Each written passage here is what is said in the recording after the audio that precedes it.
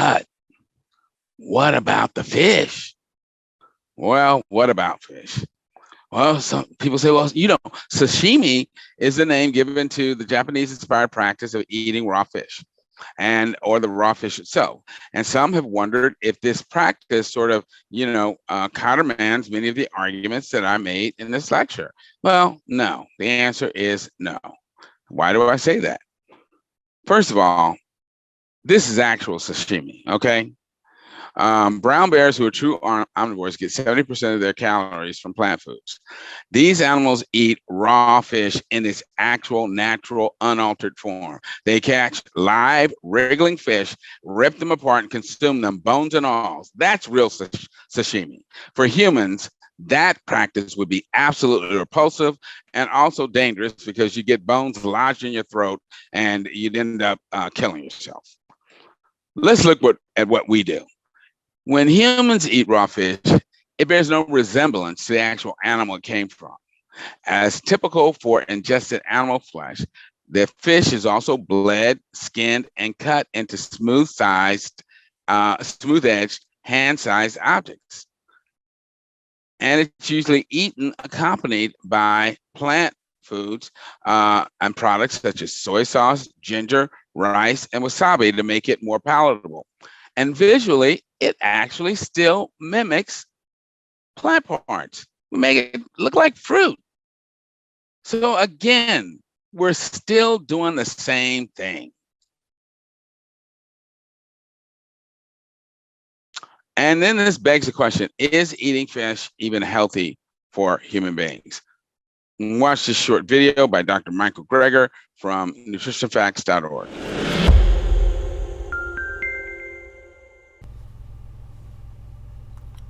These data on BMAA neurotoxin concentrations in animals in South Florida waters indicate that the situation in Guam is not unique. It looks like BMAA could be found in high concentrations in aquatic animals in many areas of the world. This could explain ALS clustering around lakes in New Hampshire, up to 25 times the expected rate of ALS, with some families eating fish several times a week. Or in Wisconsin, where the most significant ALS risk factor was the past consumption of fish out of Lake Michigan, or clustering in Finland's Lakeland district, or maybe seafood eaters in France or around the Baltic Sea building up, particularly in fish, mussels, and oysters. When I think algae blooms, I think the Chesapeake Bay, near where I live, that gets choked off thanks in part to the poultry industry pollution. And indeed, there was a recent report linking BMAA exposure to ALS in Maryland. ALS victims living within a half-mile of each other raised some eyebrows at the Hopkins ALS Center.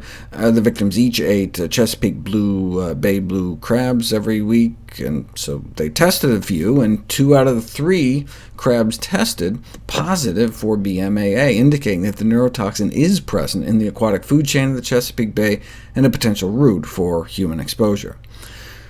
To bring the story full circle, things in Guam are looking up. The ALS epidemic there may have been triggered by their acquisition of guns. But now the epidemic appears to be over thanks to the near extinction of fruit bats due to overhunting. But while the rates decline in Guam, neurodegenerative diseases like ALS around the rest of the world are on the rise. It's plausible that humans have been exposed to some level of BMAA through our evolutionary history, but the increase in algae blooms as a result of human activities is probably increasing this exposure. There's a general consensus that harmful algal blooms are increasing worldwide thanks in part to industrialized agriculture. More people means more sewage, fertilizer, manure, which may mean more algae, which may mean more exposure to this neurotoxin, leading to a possible increased incidence of neurodegenerative diseases such as Alzheimer's, Parkinson's, and ALS. BMAA is a strong contender as the cause of, or at least a major contributor to the cause of both endemic and sporadic ALS and Alzheimer's disease, and possibly conferring risk for Parkinson's disease as well. The ramifications of this discovery are enormous. With substantial and ever-growing evidence that BMAA does play a role in the onset and progression of neurodegenerative diseases, the most important question is, what mode of activity does BMAA exert? What? No, it's not. The most important question is, how do we reduce our risk? We know that the presence of BMAA in aquatic food chains could be a significant human health hazard. There may even be a synergistic toxicity between mercury and BMAA, making certain fish even riskier.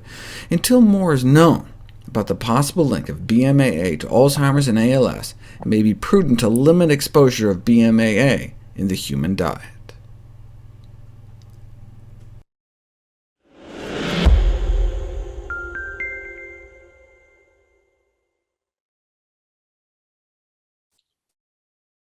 And this is just to show you guys that fish and other aquatic animals are some of the most toxin and parasite-laden tissue you can put in your body. She's pulling out tapeworms from fish, and this goes for wild caught as well as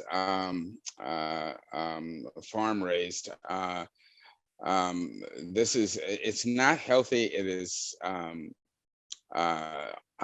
filled with parasites. It's again, heavily laden with toxins and heavy metals. It is absolutely not healthy to eat.